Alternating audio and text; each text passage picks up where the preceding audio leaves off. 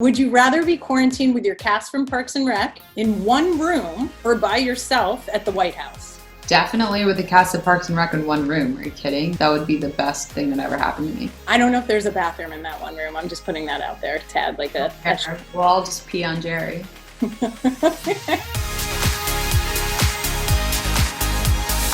Would you rather sing karaoke with Chris Pratt or Michael Cera? Michael Cera. Ooh, sorry, Chris. Would you rather be trapped on an island with Chris Abbott or Michelle Obama? Chris Abbott.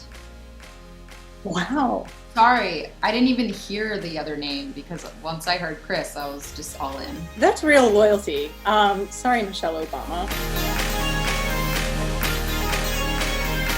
The script is probably one of the most unique scripts I've ever read. I have to read this like 5 times before I even understand it. The character is just so complex, and the things that happen to her are just so extreme that it felt like, wow, this is a really, really, really challenging part, and I'm so terrified of it. But usually if you're scared of something, you got to do it. So I felt like I needed to dive into this nightmare. You produced this as well. So how is that different, producing a movie that you're acting in? Did you walk around set with a new sense of power? Or? Yeah, and I walked around set and I went, I'm the producer.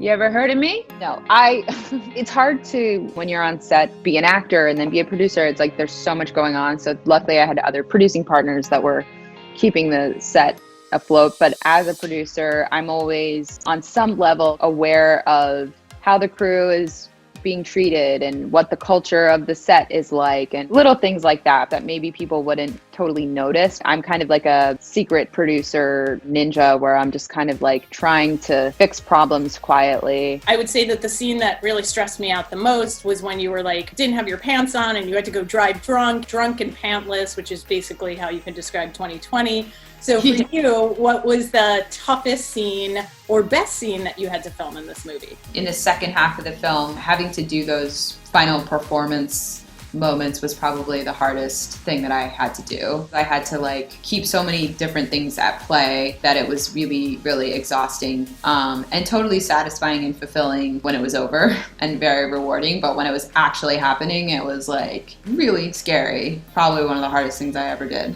In all the projects you've done in your career, what has been your favorite relationship or couple to play in? I have to say April and Andy. It went on for so long. It was 7 years that we portrayed this like married couple, and it was the most fun, silly, ridiculous pairing ever, and it just was endless joy for me. Do you keep in touch with your cast? We did our little Parks and Rec pandemic quarantine episode in March, right? Adam Scott and I led this kind of reunion Zoom for the Wisconsin Democratic Party before the election, and we had like Amy and Nick and a bunch of other characters, Retta and Jim. But usually when any of us has an idea to do some kind of Parks and Rec get together, we all sign up because we all love each other and miss each other. So I would really like to see you guys do an inauguration Zoom party.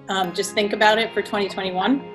Oh yes, hell yes, love that idea. Our social media manager, this is her question that she came up with in under 5 seconds.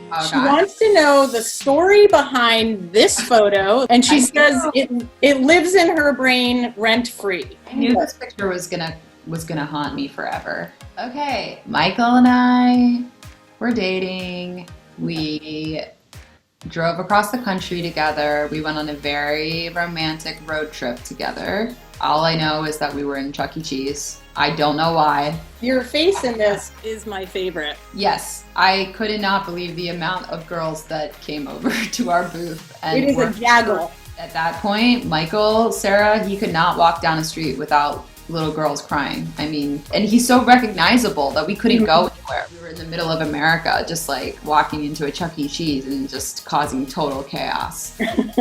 I remember that moment very well, and I was like, I'll never get to see that picture, but man, what a picture. What has been your most awkward fan encounter? Someone bought evilhag.com. At one point in my life, I wanted to own that website domain, so I had someone look into like who owned it or whatever and sent them a message, and their response was, I'm a huge fan of Aubrey's. I'll give her the domain if she meets me for dinner at a sushi restaurant dressed like a cat. Let me tell you, I thought about it.